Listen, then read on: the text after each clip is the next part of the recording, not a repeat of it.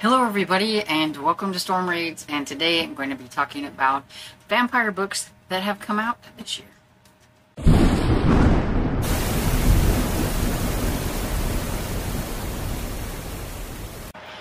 So since one of the bingo prompts for Vamptember is to read a book that came out in 2024, I thought I would look up some books and see what books came out, because it feels like it's the year of the vampire. I don't know, but there are a lot of vampire books that have come out, and there are some coming out in September. Like, there's a lot coming out in September, so like Vamptember is like the perfect time to read a vampire book, because there's like so many of them that are coming out just in September alone, which is really weird. But there have been some coming out all year long. A few I knew about, some, well, most I didn't.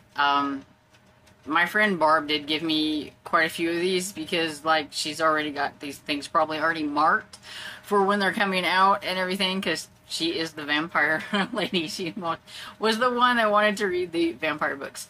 So what I'm going to do is start out with ones that are already out. So these will be ones that you could probably find on Libby or somewhere like that, or your library and everything, if you want to go ahead and request them and things like that to get prepared.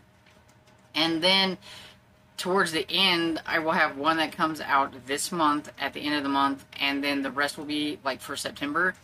And they're coming out at, you know, different times during the month, so you can maybe look them up and tag them on Libby or something like that. I know sometimes some of the libraries have like a coming soon, like publish soon, and you can already get yourself on the list just in case they sound interesting to you. And so these are a selection of, I believe, 15 books that I thought sounded kind of interesting and everything. There are a lot more than just the books that I'm mentioning here, so by no means is this all of them. I didn't want this video to be like super duper long. It's probably going to be long enough as is, so grab a drink.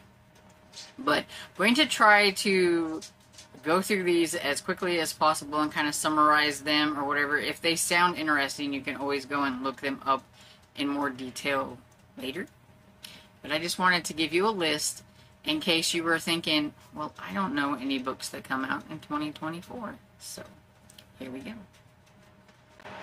The first one I have is called Bless Your Heart by Lindy Ryan, and this one is about a family of ladies who own a funeral home, and they, you know, do the normal funeral home thing and everything, but everything's been going good since an incident from a while back and everything, but things seems pretty normal.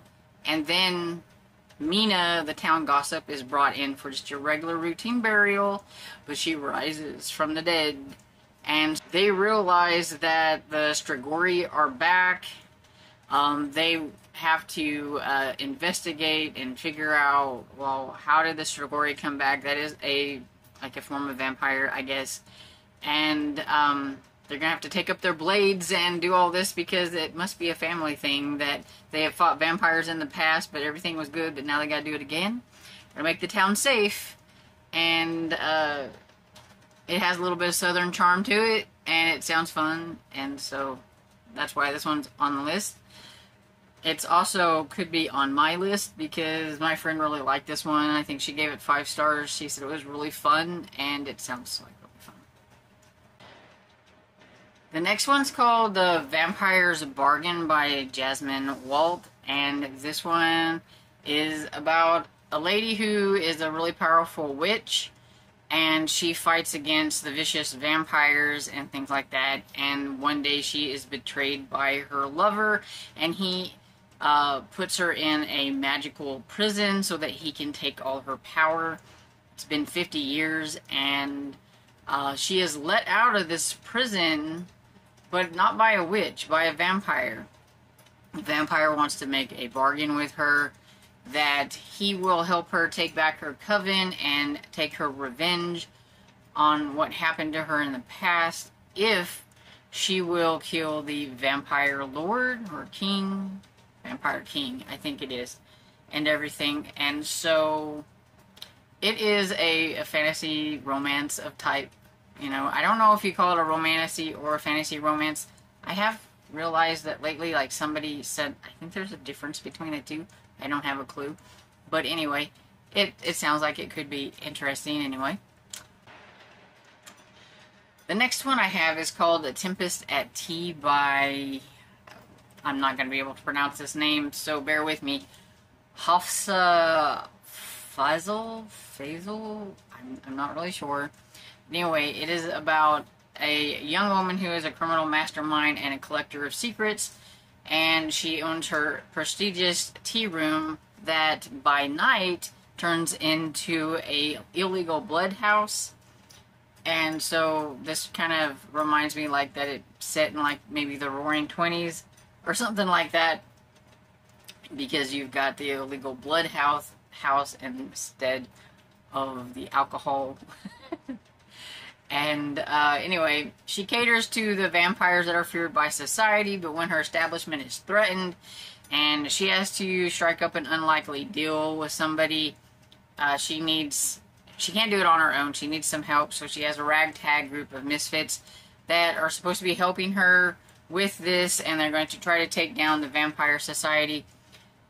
And, well, there's somebody on her team that doesn't really agree with what's going on, and so I'm guessing she's going to be having some trouble dealing with that, along with the vampires and everything, so sounds kind of interesting. And this next one is called Final Voyage of Carmilla by D.S. Quentin. And this one, it looks like it's going to be told in like dual timelines. You've got New Orleans, 1979.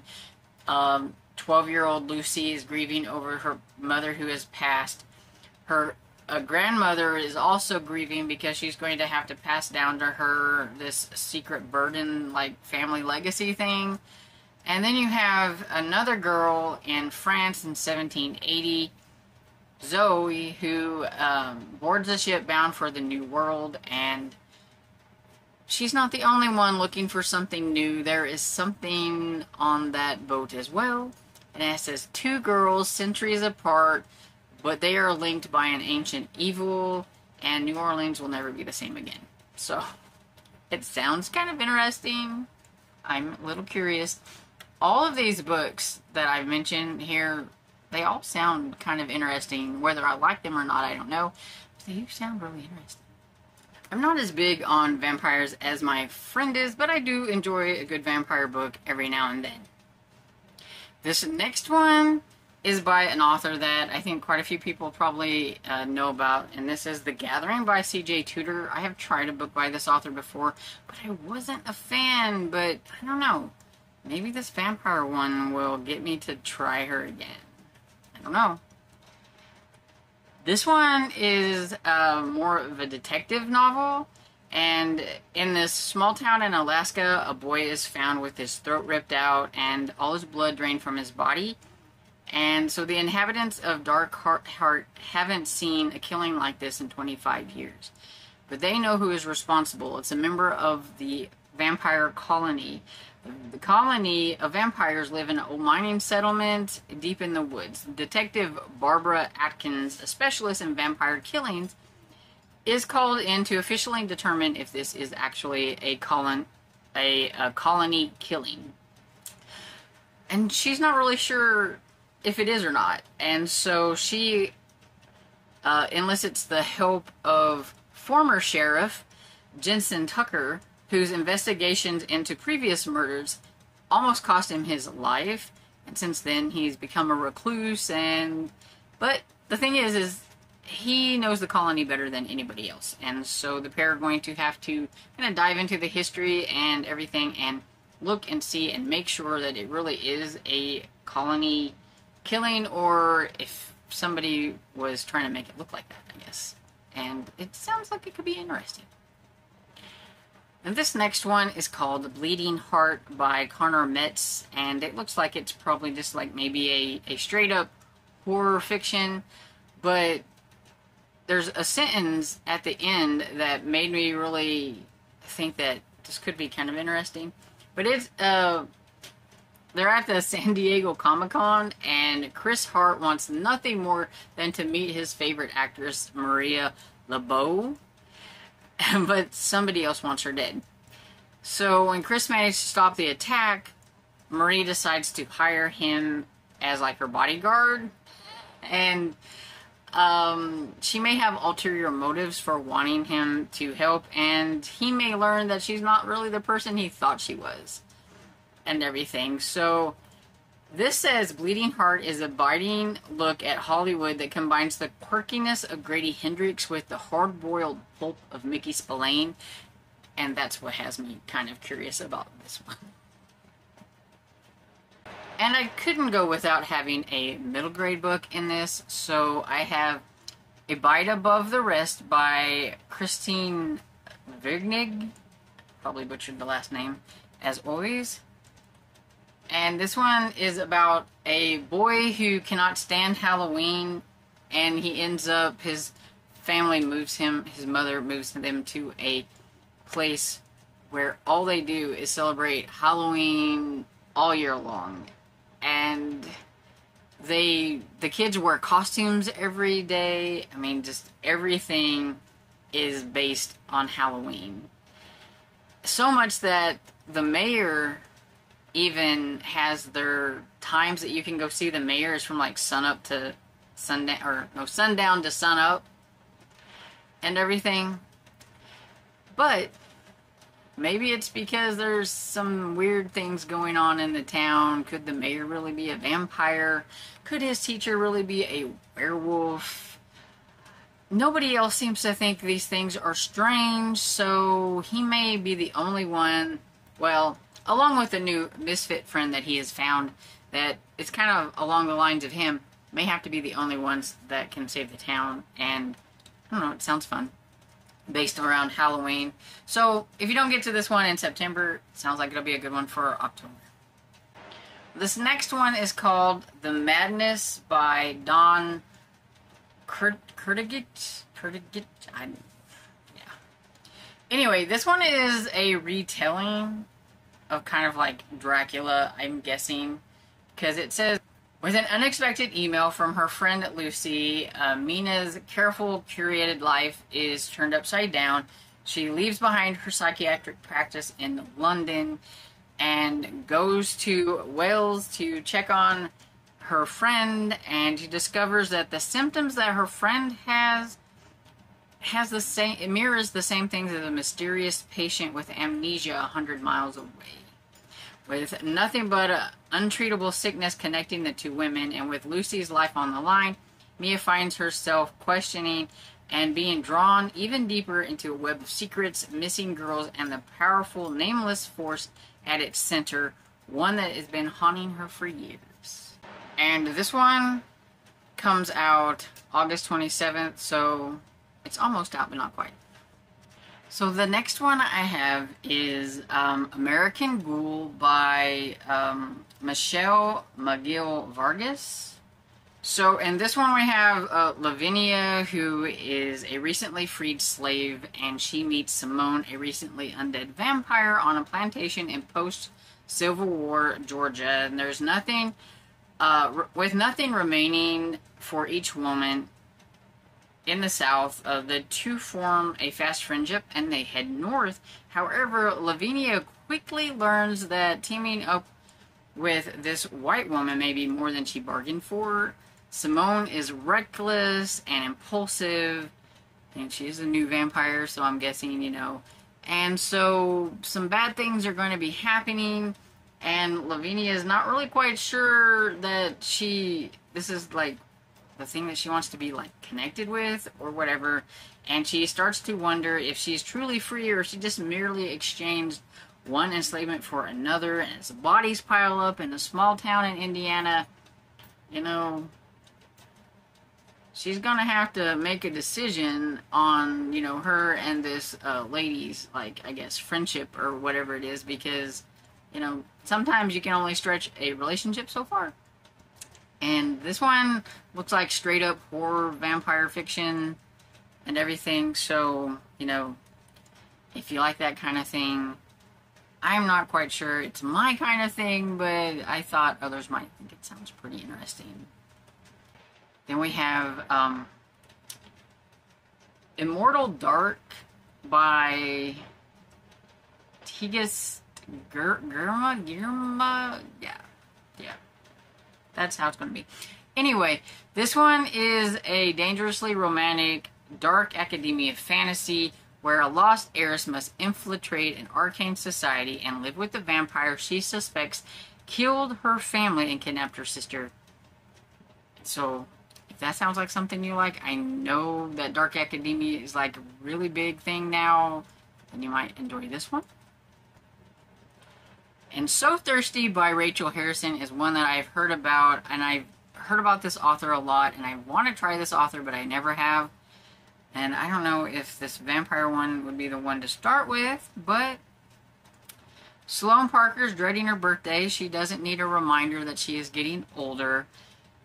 But her husband decides to surprise her with a birthday getaway, and without him, so she's going with her best friend for the weekend, and she needs to confront something. You know, she doesn't really want to think about things from home, her husband and his infidelity and everything.